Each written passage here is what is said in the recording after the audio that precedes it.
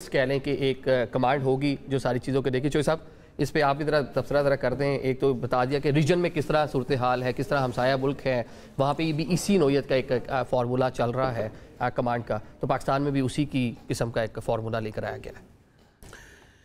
Thank you نظامی صاحب. حافظ صاحب کی بڑی سیر حاصل گفتگو ہے جو مجھے سمجھ میں نہیں آ رہی کہ ساری چیز کی ضرورت کیا تھی. کیا آپریشنل جو ریکوائرمنٹس تھی, کیا وہ جو آرمی چیف کا عہدہ جو ہے وہ تو پاکستان میں سب سے تگڑا عہدہ رہا ہے, ہمیشہ سے رہا ہے, اور وہی ہیڈ کرتے ہیں. اب یہ سینرجی اور یہ جو چیزیں ہیں اس کی کوئی لاجک تو سمجھ میں نہیں آ رہی. یہ ہمیشہ آرمی چیف ہی لیڈ کرتے ہیں اور وہ انہوں نے لیڈ کیا ہے.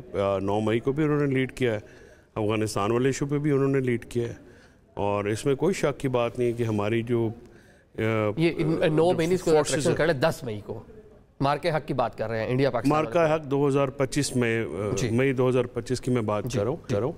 اس میں بھی انہوں نے ہی آگے بڑھ کے یہ کیا, اور اس میں کوئی شک کی بات نہیں کہ جس طرح سے جس دلیری کے ساتھ, جس بہادری کے ساتھ انہوں نے لیڈ کیا, اور اس کے بعد ان کو فیلڈ مارشل کا عہدہ بھی دیا گیا جو کہ میں سمجھتا ہوں کہ وہ ڈیزرونگ ہوتا تھا.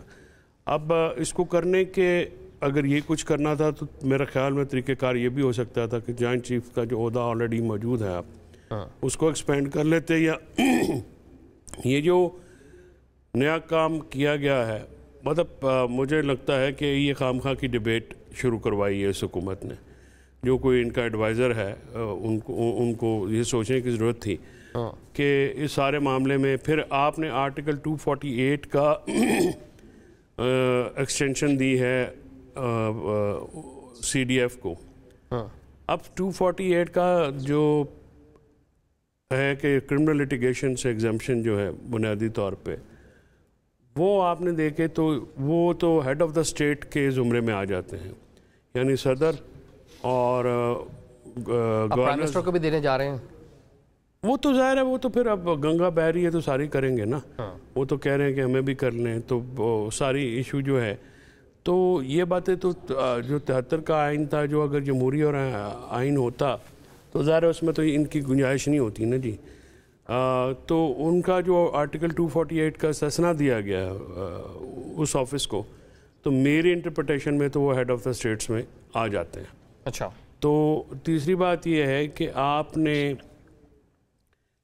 جو عدلیہ کا نظام تہوبالا کیا ہے, سول سپرمیسی تو اگر ہوتی تو اس میں کوئی قدغن آتی نا جی. تو اس ملک میں تو سول سپرمیسی نام کی رہی ہے ہمیشہ, اور یہ ابھی بتایا ہے حافظ صاحب نے کہ مشرف دور کی پرپوز امینڈمنٹس ہیں جو کہ نواز شریف صاحب کر رہے ہیں ابھی.